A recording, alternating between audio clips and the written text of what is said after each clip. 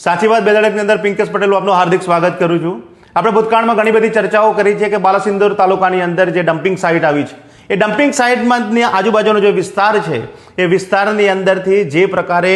જે કૂવા જે છે, બોર છે અને જે તળાવ છે એની અંદર આ પ્રકારનું જે પાણી જે છે પાણી આવી રહ્યું છે અને આ પાણી પીવા માટે આજુબાજુના 29 ગામના લોકો મજબૂર બન્યા છે અને ગામના લોકો એટલા બધા મજબૂર છે અને એમનો આક્રોશ એટલી હદે છે કે એમણે આજે પોસ્ટરો દ્વારા બાલાસિંદોર જે તાલુકો છે, બાલાસિંદોરનો જે સિટી છે એ સિટીની અંદર શોપે પર જઈ અને લોકોને જાગૃત કરી રહ્યા છે કે જો આ ડમ્પિંગ સાઇટ બંધ કરવામાં નહીં આવે તો આજુબાજુના 50 થી 100 કિલોમીટરના એરિયામાં આ પ્રકારનું પાણી જે પીવા માટે તમારે મજબૂર બનવું પડશે।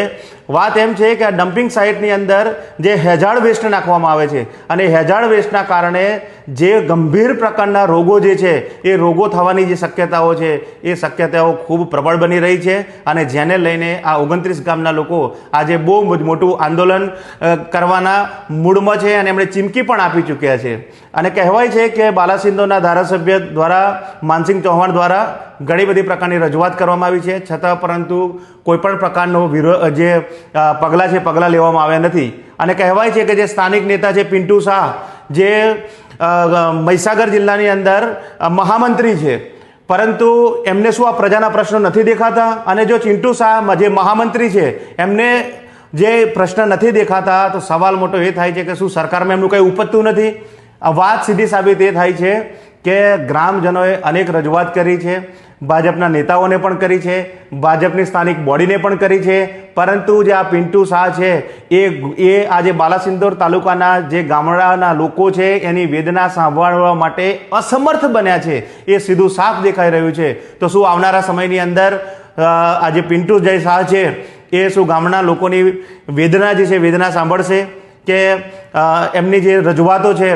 એમના જે પ્રશ્નો છે એ સરકારની સમક્ષ મૂકશે કે પછી એમનું કંઈ ઉપજતું નથી એ બાબત પરથી સાબિત થશે। તો ગ્રામના લોકો અત્યારે જે પ્રકારે રજૂઆત કરી રહ્યા છે એ રજૂઆતને લઈને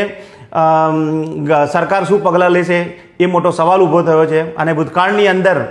જીપીસીબી દ્વારા અનેક પ્રકારના સેમ્પલ લઈ જવામાં આવ્યા છે પરંતુ શું આ સેમ્પલ રસ્તામાં બદલાઈ જતા હશે એ મોટો સવાલ પેદા થયો છે કારણ કે જીપીસીબી એવું કહે છે કે આ પાણી પીવા લાયક છે। જો આ પાણી પીવા લાયક છે તો શું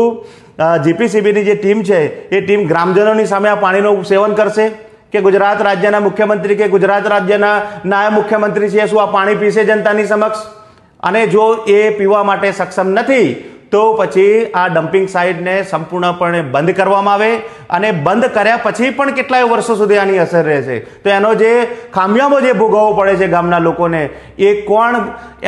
એમની જે અસર થઈ છે એને કોણ પૂરી કરશે એને લઈને અનેક સવાલો પેદા થયા છે। તો જોતા રહીએ સાચી વાત બે ધડક। ચેનલને ફોલો કરો, લાઈક કરો, સબસ્ક્રાઈબ કરો।